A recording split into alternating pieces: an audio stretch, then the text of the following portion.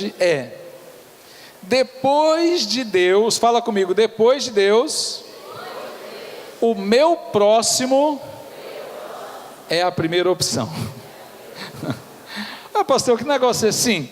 Depois de Deus, o meu próximo é a primeira opção. E eu vou tratar isso aí para vocês, porque abre sua Bíblia comigo, lá em Mateus, no capítulo 22, e nós vamos ler do versículo 34 a 40. Mateus 22, versículo 34 a 40.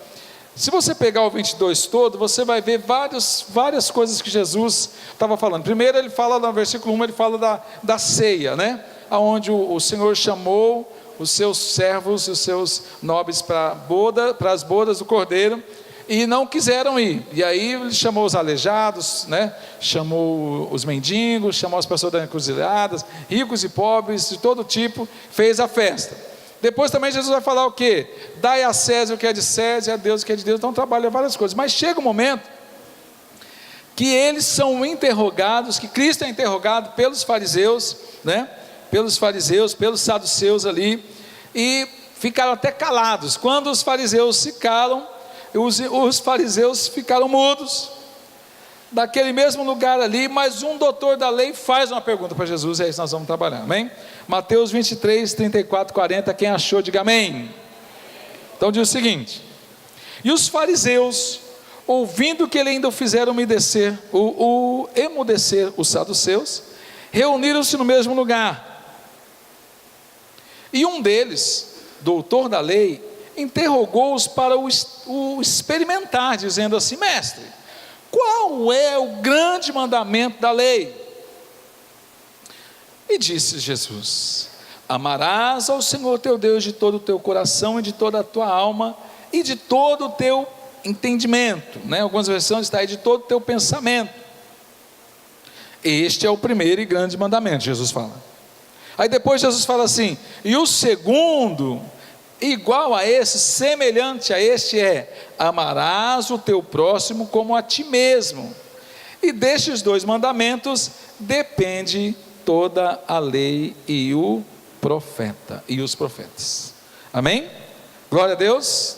Põe a mão no seu coração, assim como eu estou fazendo, feche seus olhos e fala comigo assim: Senhor Jesus, que nessa noite o meu coração venha ser uma terra boa, uma terra pronta para receber a semente da tua palavra, e que essa semente venha germinar, nascer, crescer e gerar fruto do teu Espírito Santo sobre a minha vida.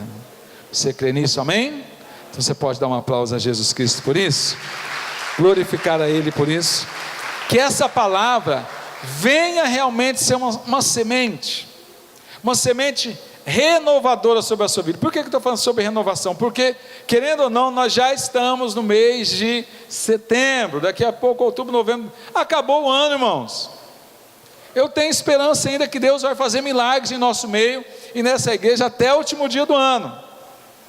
Alguns alvos que nós estabelecemos aqui, o Senhor agiu, foi maravilhoso, estou muito contente, mas nós temos muito que romper, e há algo que acontece, que no fechamento da mensagem vou mostrar para você, que acontece no meio da igreja, no nosso meio, na nossa vida individual, que isso pode acontecer. Por isso, que a frase, para nós entendermos hoje o projeto dessa palavra, fala comigo assim: depois de Deus, meu próximo é a primeira opção. Quem explicou isso, pastor? O próprio Jesus. Por que Jesus falou? Jesus, ele pega e define esse texto que nós vemos agora em 3 etapas. Se você está anotando aí, coloca. Ele define em 3 etapas bem distintas do que nós estamos vendo aqui. Por quê? Porque quando um doutor da lei interroga Cristo, fala assim: Senhor, qual é o grande mandamento da lei? Por quê? Existem os 10 mandamentos, dentro desses 10 mandamentos existem todas as regras do Pentateuco, lei, não pode isso, não pode aquilo, não pode isso. Os 10 mandamentos seriam a raiz de uma de toda uma disserção de várias leis, de várias regras, né? Porque eles viviam de regras e regras. O povo judeu vivia debaixo de uma regra, até a forma de cortar a carne tinha que ser conforme está dizendo ali, não pode comer isso, não pode fazer isso, não pode levantar isso, tem que lavar, tem que tomar banho, tem que fazer isso, tem que fazer isso. Então é muita regra de onde o povo vivia totalmente escravizado. E naquele momento também Israel era escravizado pelo sistema político de Roma, um sistema que governava ali com mão de ferro, deixava o poder religioso paralelo junto ali, desde que fosse sob o governo deles, desde que pagasse o imposto, desde que pagasse as taxas. Mas aquele doutor da lei interroga Jesus, Jesus pega e divide em 3 etapas. Por que ele está falando isso? Porque primeiro ele define essas 3 etapas dizendo o seguinte: amarás o Senhor teu Deus de todas as coisas. Então a primeira divisão que ele faz é a espiritual. Então, ama, qual é o primeiro mandamento? Ama ao Senhor sobre todas as coisas, com toda a sua alma, com toda a sua força, com todo o seu entendimento. Então, entra o que? A etapa espiritual. A etapa espiritual, irmãos, é a forma de eu e você termos verdadeiramente uma experiência pessoal com o Senhor. Uma experiência pessoal com Deus. Eu preciso ter uma experiência pessoal com Deus contínua, uma experiência íntima com Deus. Quando fala ama de todo o seu coração, de toda a sua alma, de todo o seu entendimento, está ligado a uma intimidade. Primeira coisa que faz é isso. Eu tenho que buscar intimidade com Deus. Só seremos fortalecidos se verdadeiramente buscarmos realmente intimidade com Deus. Se não buscarmos isso, não vamos para o segundo ponto. Por que eu estou falando isso? Porque na primeira parte define a parte espiritual, ama ao Senhor teu Deus sobre todas as coisas. Só que depois ela parte para outra parte, que é a social. O que é o social? Ame ao teu próximo como a ti mesmo. Então a primeira coisa é o pessoal, intimidade com Deus. Segunda coisa é o social. O ser humano é um ser o que, irmãos? Sociável, tá? Ame o seu próximo como a ti mesmo. Então, coloque Deus em primeiro lugar e coloque segundo o seu próximo. Por quê? Porque, irmãos, é impossível alguém buscar cada vez mais intimidade com Deus, buscar cada vez mais o amor com Deus, mas não querer estar com pessoas. Ele é uma pessoa de oração, ele é uma pessoa que busca, só que ele não gosta de falar com ninguém, ele não recebe ninguém na casa dele, ele vem na igreja, ele não conversa com ninguém, ele levanta, vai embora, ele não ganha ninguém para Jesus, né? Não tem jeito. Jesus tinha uma intimidade completa com o Pai, e Jesus vivia rodeado de pessoas. Jesus vivia rodeado de pessoas. Jesus muitas vezes tinha que fugir das pessoas. Ele entrava no barco, atravessava do outro lado. Muitas vezes o negócio ficava muito tumultuado, ele desaparecia no meio da multidão, aparecia 3 dias depois, estava no monte orando, estava no monte buscando. Mas não tem como você dizer que você ama a Deus sobre todas as coisas, mas você não gosta de gente. Por quê? Primeira parte, ame a Deus sobre todas as coisas. Segundo, ame o próximo, né? Como a si mesmo, a ti mesmo. É amar o próximo quando ele está próximo, né? É fácil você amar alguém que não está próximo de você.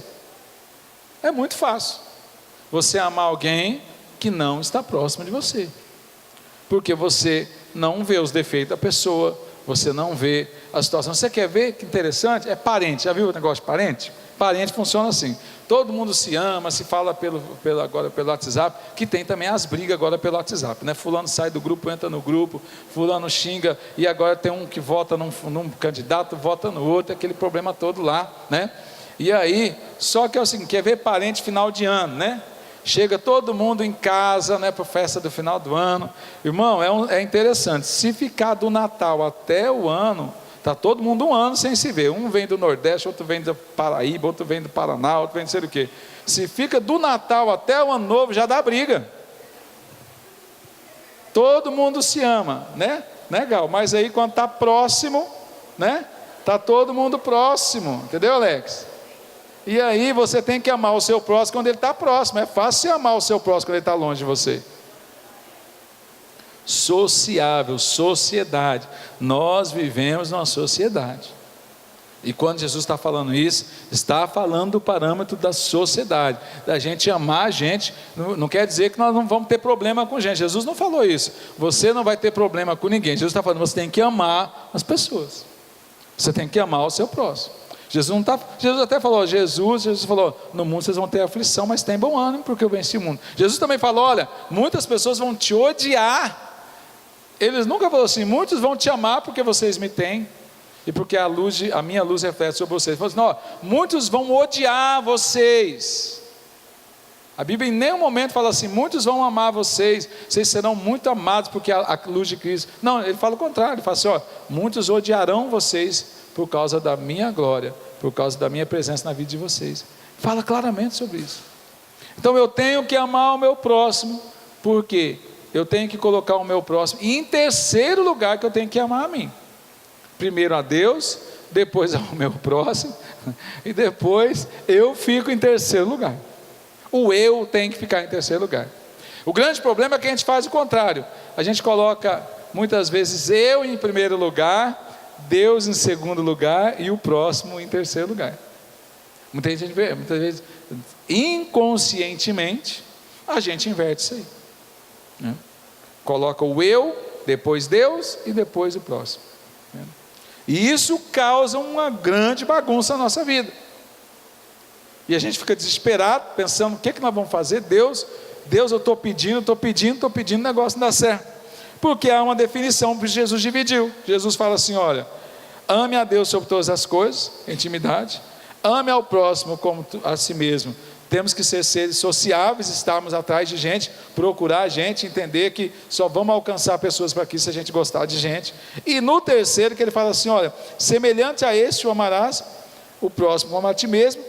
E desses dois mandamentos depende toda a lei e os profetas. Por que ele fala da lei e dos profetas aqui? A lei dá a regra, os profetas são exemplo de cumprimento da lei. E muitas vezes eu e você vamos ter que ser isso. Vamos ter que ser o exemplo do cumprimento daquilo que Deus trouxe para nós. É impossível a gente buscar Deus, buscar intimidade com Deus e ao mesmo tempo não gostar de gente. E não querer pessoas, e não querer. Como é que alguém ama tanto a Deus, mas ele não gosta de falar de Jesus para ninguém? E ele não, entendeu? Tipo assim, ele gosta tanto de Deus, mas ele não consegue ganhar ninguém para Jesus. Alguma coisa está errada aí. Porque eu tenho a essência de Deus, eu tenho a paixão de Deus em mim, então eu tenho que ter aquilo que Deus, a maior paixão que Deus fez, o maior amor que Deus revelou. Deus amou o mundo de tal maneira que deu o seu Filho unigênito, para que todo aquele que nele crê, não pereça, mas tenha. Pronto, irmãos. Amor maior foi o amor que Deus sentiu por mim e por ti. Então não tem para ninguém. Em primeiro lugar, amo a Deus. A única forma de eu retribuir esse amor de Deus é colocar Ele em primeiro lugar. Se eu coloco Deus em primeiro lugar com intimidade com Ele, é impossível eu não colocar o meu próximo em segundo lugar. Colocando o meu próximo em segundo lugar, é impossível eu não cumprir o ID de Deus, ficando em terceiro lugar, sendo exemplo, assim como foi os profetas. Sempre, quando alguém refletia a glória de Deus, as pessoas falavam, esse é um profeta. Lembra da mulher de Samaria, da mulher samaritana? Quando Jesus falou, ela olhou e falou, mestre, vejo que tu és profeta. É impossível, irmãos, quando você deixa a luz de Deus revelar em você, brilhar em você, é impossível a pessoa não olhar para você e falar assim, você é crente, você tem alguma coisa de Deus, porque as pessoas vão ver a luz de Cristo refletir em nós, e isso faz a diferença, fazendo de nós pessoas sociáveis, e fazendo com que nós venhamos nos preparar, para entender que em primeiro lugar, vem Deus, e a segunda opção é o meu próximo. Você crê nisso? Amém? Agora vamos pensar junto aqui também, funcionando assim, de um contexto dividindo de novo no espiritual, social e pessoal. Eu também posso trazer uma consequência disso. Primeiro eu fiz a divisão aqui do que o texto de Cristo fala. Aí agora eu estou trazendo uma aplicação para mim e para você como igreja. Eu e você como igreja. Tá, pastor, como funciona? Funciona assim. Nós também, dentro dessa divisão do espiritual, do social e do pessoal, nós temos a outra também, que quando a gente busca o espiritual, a gente busca a vida de Cristo. Lembra que o que Paulo falou? Cristo vive em mim. Não é mais eu que vivo, agora quem vive em mim é Cristo. A partir do momento que eu tenho uma vida em Cristo, eu também tenho a fé. A vida em Cristo, eu tenho a fé. Só que tem um problema, irmãos. Quando eu tenho uma vida em Cristo, a minha fé é fortalecida. Quanto mais deixa de Cristo viver em mim, a minha fé é enfraquecida.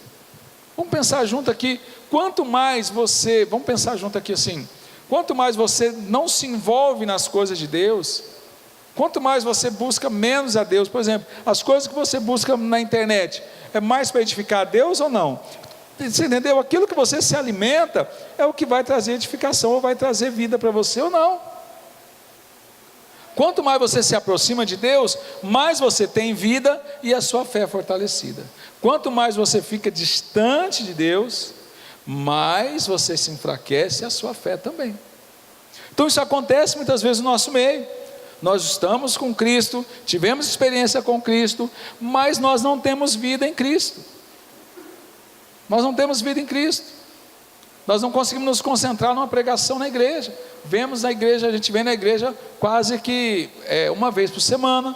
Não lemos a Bíblia em casa, não temos tempo devocional em casa, não participamos de uma célula, não nos envolvemos na oração, entendeu? A gente faz só o social. Quando a gente só faz o social, essa vida em Cristo, ela é enfraquecida, a nossa fé também. E aí, sem vida em Cristo, nossa fé é enfraquecida. Fala comigo, sem a vida em Cristo, a nossa fé é enfraquecida. Vocês estão entendendo? Eu preciso ter vida em Cristo para que a minha fé seja fortalecida. Claramente isso acontece em nosso meio. Muitas vezes nós estamos dentro da igreja, mas nossa fé está enfraquecida. Por quê, pastor? Porque a nossa vida em Cristo não está sendo plena. Porque ter vida em Cristo, irmãos, na igreja é só a ponta do iceberg. A igreja só tem que ser a ponta do iceberg. O resto tem que ser quando você está sozinho. Você é quem você é realmente quando você não tem ninguém te olhando. Quando não tem ninguém olhando você. Quando você está sozinho no seu quarto. Aí realmente revela-se quem é você. Quando você pega o seu celular para dar umas olhadinhas nos vídeos, né?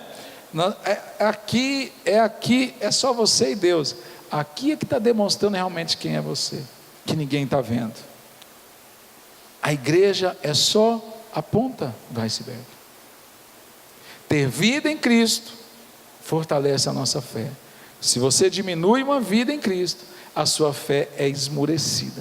E quando acontece isso, existe a outra parte. Lembra? Você que está anotando aí, coloca aí, tá? Lembra? A primeira parte, o espiritual. Espiritual, uma intimidade com Deus. Lembra? Jesus falou o quê? Jesus falou o quê? Amai a Deus sobre todas as coisas. Então faz o quê? O espiritual, intimidade total e plena com Deus, vida com Deus e fé fortalecida. Aí segundo plano ele fala o quê? Ele fala o quê?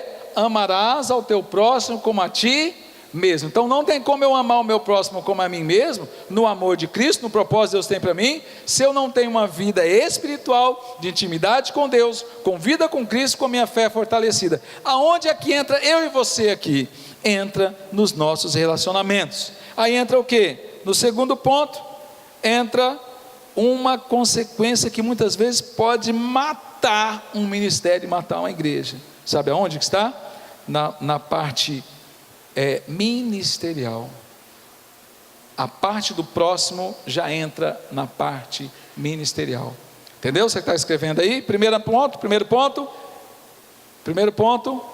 intimidade com Deus, que é o espiritual. O social, nós precisamos socializar com as pessoas. O terceiro ponto, ser refletido em nós. Aí de novo, o espiritual gera vida, fortalece a fé. E aí, aonde é que entra o ministério? O ministério entra de novo no meu próximo. Irmãos, se eu tenho um ministério, para quem que eu vou servir se eu tenho um ministério? Eu vou servir a quem, irmãos? Para quem que eu vou servir se eu tenho um ministério? Eu vou servir a quem? Ao próximo. Eu tenho um ministério. O ministério do louvor está aqui para servir ao próximo. Quem é o próximo? Quem ainda não está servindo a igreja, servindo vocês. O pessoal do ministério infantil, o que eles estão fazendo lá agora? Eles estão levando a palavra às crianças, eles estão servindo as crianças. entendendo? Os diáconos lá, o ministério dele é servir no próximo que está chegando. Então, todo ministério, ele é ligado a alguém. Todo ministério é ligado a ajudar alguém. Então, não tem como alguém... É perigoso falar assim, pastor, eu sou do ministério de teatro, né? Sou do ministério de teatro. E eu não quero ter problema, porque esse que é o problema. Quando você junta ao ministério, você vai ter problema, porque você vai trabalhar com o próximo. Por isso Jesus já falou, ó, tem que amar o próximo, porque a partir do momento que você está mexendo com gente, você vai ter problema. Vamos pensar aqui, um irmão do teatro que não tem problema, é um irmão que ele chega e fala assim, pastor, eu quero fazer um ministério de teatro e tal, irmão, que bom. E aí, não, mas o teatro é só eu mesmo, eu vou fazer um monólogo, né? Entendendo? Eu vou fazer um monólogo. Por quê? Porque você marca o ensaio do teatro 7h30, chega um 7h30, chega outro 7h45, seja outro 10 para as 8, e aí os relacionamentos ali já são, o negócio já, por quê? Porque um chegou uma hora, outro chegou, outro já reclamou, eu cheguei na hora, outro não chegou, aí o líder do ministério já tem que administrar esse negócio. Você já imaginou? Aí o cara fala assim, não, eu não vou ter problema, eu vou fazer um ministério de teatro, onde eu mesmo sou autor, diretor, fazer tudo eu sozinho. Ainda assim é perigoso se você ainda sofrer, por quê? O irmão marca, não, 7 horas eu estou aqui na igreja para ensaiar, ele chega aqui 7 horas na igreja para ensaiar, mas o irmão não chegou ainda para abrir a igreja, ele vai ficar lá fora, esperando o irmão, entendendo? Aí ele já vai ter que ser tratado em perdoar o irmão que não veio ligar o som, que não veio ligar, vocês estão entendendo, gente? Não tem para onde correr. Quando a gente foca no ministério, lembra que eu falei? Primeiro amor em Deus, intimidade com Deus, vida e fé. Vem o quê? Amor ao próximo está ligado ao ministério. E aí Jesus fala, ame ao próximo como a ti mesmo. Quando você tem um ministério, e você está envolvido no ministério, sabe o que pode muito acontecer? E aí eu vou falar, o que pode matar igrejas? Eu vou falar para você, quando a gente não coloca o nosso próximo como segunda opção, a gente coloca a gente. Você já ouviu alguém ele falar assim, rapaz, chega, eu vou cuidar de mim, eu não mexo mais com o meu ministério não, ixi, nossa, só passei raiva, eu vou cuidar. Será que você já não ouviu isso aí pelos corredores? Não, ixi, rapaz, eu vou cuidar de mim, chega, vou me misturar, não vou mais mexer com o ministério não. Sabe por que muitas vezes acontece? Duas coisas. Muitas vezes a nossa vida espiritual está deficiente, a nossa fé fica abalada, e aí a nossa vontade é de deixar o ministério. A nossa vontade é de parar. Você já imaginou um pastor chegar e falar assim, irmãos, rapaz, não precisa ter culto hoje não, né? Tá bom demais, o pastor está aqui para pregar, tem que ter gente para pregar. Né? Não, rapaz, veio 2 pessoas, glória a Deus, irmão, veio 2 pessoas, está demais. O líder de célula fala, não, vou fazer a célula, mas eu estou torcendo para que não venha ninguém hoje na célula, né? Está entendendo? Chega momentos que quando a nossa fé, a nossa vida está deficiente, a nossa fé está abalada, entendeu? O pensamento vem isso.